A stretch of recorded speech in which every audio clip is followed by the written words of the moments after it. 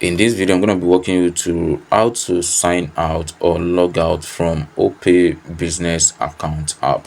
So I don't know, maybe you want to log in another account, or probably you want to change your phone and you have to log out your Opay business account from the previous phone so that you can be able to log in on another phone. So all you just have to do, just log into your Opay business account just like this.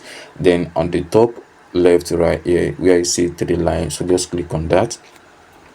Then you can see sign out right here. So sign out mean you are logging out from your Opay business. So you can click on sign out and it will take you out of the Opay business account. Then once you want to log in on another phone, you will be able to log in without any issue.